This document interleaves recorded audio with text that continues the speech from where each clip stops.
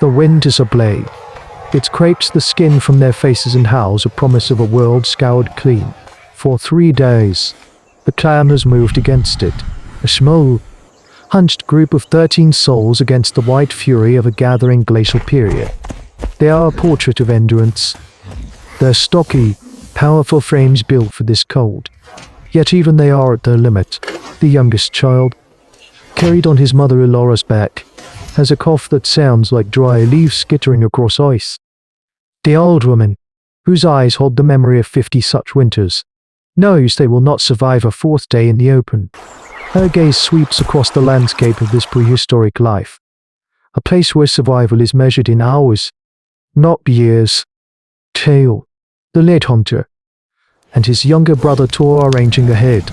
Their forms little more than gray smudges against the grey rock and falling snow.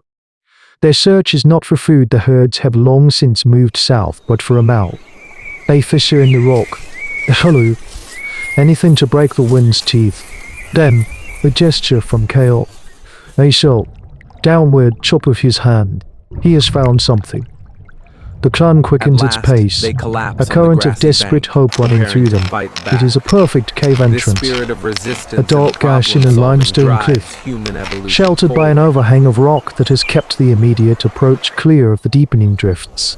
Near the entrance, the faint but unmistakable sign of past life, a lithic scatter of flint flakes from the making of ancient tools, tells them this has been a sanctuary before.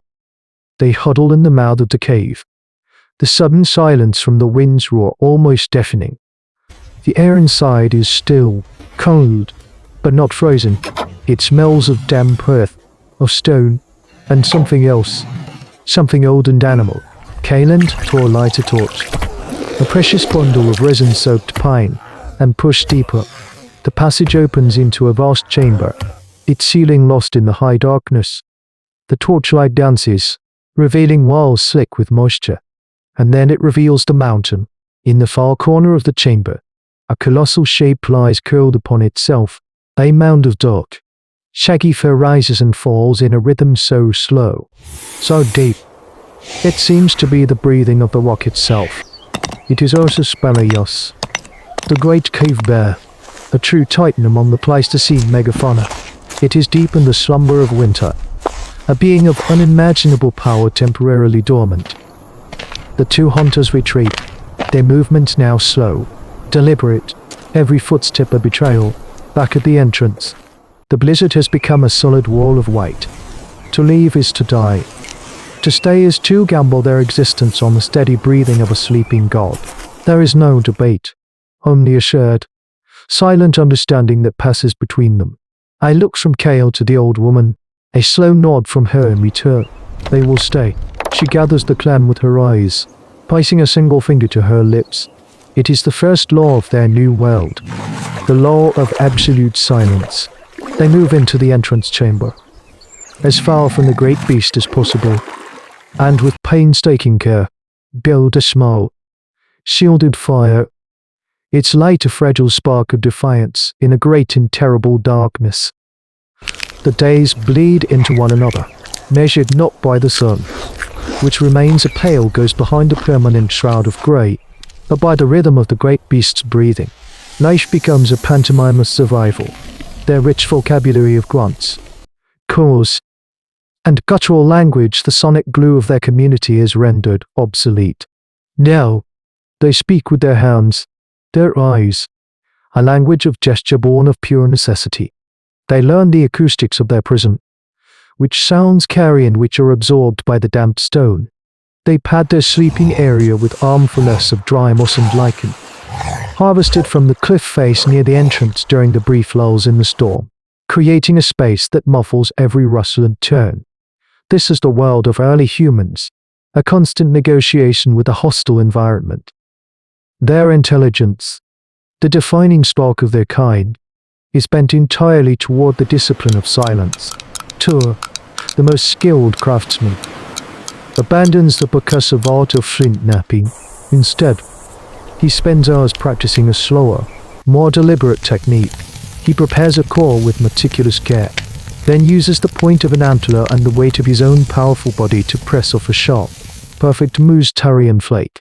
Each piece is a testament to foresight and control, a silent victory in a world demanding it. The fire is kept small, fed with dry wood that burns with a hiss, not a crackle. Even the act of eating is tense. The gnawing of tough, dried meat is sound to be minimized. The psychological weight of this existence is immense. It is a constant, grinding pressure that wears on the soul, a challenge central to the saga of human evolution. The greatest source of terror comes from the smallest of them. Elora's son is weakening, his small body racked by a cough that echoes like a drumbeat in the tomb-like quiet. Every time he gasps for air, a dozen heads turn, eyes wide with fear. Elora holds him constantly, pressing his face into the thick fur of her cloak to smother the sound. Her expression a mask of desperate love and agonizing fear. The old woman, a living repository of their hominid history, chews pine sap and specific roots into a sticky, bitter paste, feeding it to the child to soothe his throat. It is an act of pure altruism, the clan's survival instincts warring with the deep, unshakable imperative to care for its young. Then, the mistake. Kale, his hands numb with cold and his mind dulled by hunger, his ray sharpening a spear point. His grip falters for a fraction of a second. A flint scraper, no bigger than his thumb, slips from his grasp and clatters onto the stone floor. The sound is a gunshot in a cathedral. It rings, sharp and alien. Every member of the clan freezes, motion suspended. Every eye snaps to the far corner of the chamber, to the colossal shadow. For a long moment, there is nothing. Then, the drone, a sound that is not breath but something deeper, a subterranean rumble from the belly of the Pleistocene megafauna. The mountain of fur shifts, a colossal shoulder rolling as the beast stirs in its profound sleep. It settles again. The clan remains perfectly still, a sculpture of terror, for a count of 100 heartbeats. The immediate danger passes, but a crack has formed in this silent world.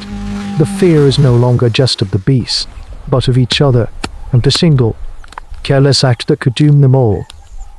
The first sign of the end is not a sight, but a sound. A single drop of water, falling from the high ceiling to the stone floor. Drip. A sound of impossible loudness in this silent world. Then another. The long fist of the glacial period is beginning to relax its grip. Outside, the wind's howl softens to a moan. A sliver of watery light, the first in months, finds its way into the cave mouth, painting a pale stripe on the opposite wall. The clan feels the shift in their bones, a stirring of hope that is immediately poisoned by a new, more urgent terror. The change that awakens the world will also awaken the beast. The breathing in the far corner is changing. It is no longer the profound, steady rhythm of deep hibernation.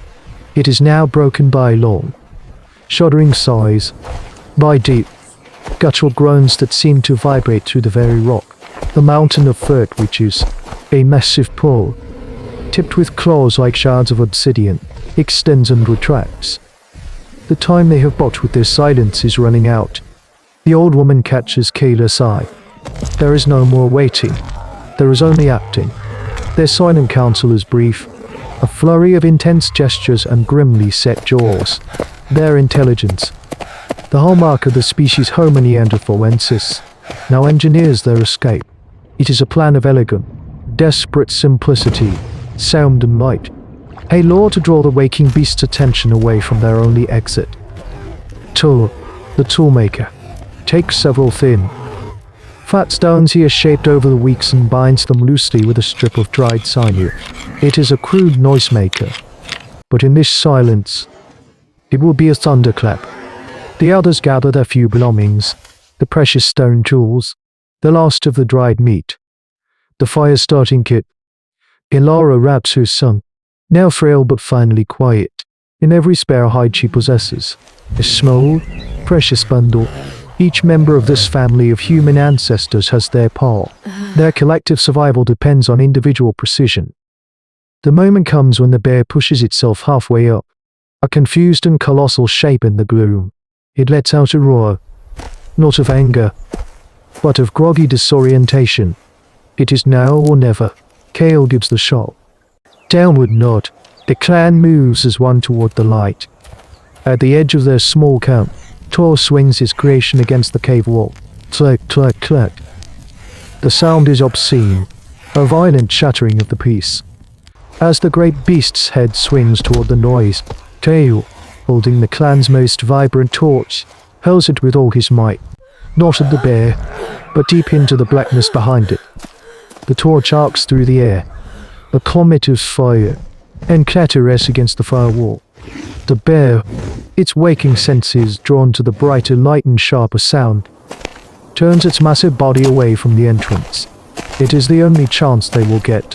One by one, they slip past the opening, melting into the grey world outside. Kale is the last. He pauses for a single, heart-stopping second, his eyes locked on the rising silhouette of the bear, now standing to its full, terrifying height. Then he is gone. They scramble away from the cliff face, not daring to look back, as a full-throated roar of awakened fury erupts from the cave, a sound of absolute ownership, a declaration that the mountain is awakened. They are, for now, free, embers and echoes. They do not stop moving until the roar is a faint memory on the wind. They have survived. They have endured. They did not defeat the force of nature. They outthought it, co-opting its own rhythm for their survival. This cave, one of countless such arenas across the frozen continent, was more than a shelter. It was a crucible. It forged in them the instinct for coordinated action, the discipline of foresight, and the profound, unspoken trust that allows a community to move as a single organism. The skills honed in that suffocating darkness, the ability to communicate with a glance, to anticipate a need, to place the clan's future before one's own fear became the bedrock of our own humanity. Their story is a testament to the quiet power that would eventually allow their kind to inherit the earth. We carry the echoes of their silence within us, a genetic memory of a time when the greatest strength was not a roar, but a whisper, and survival depended entirely on who you chose to trust in the dark.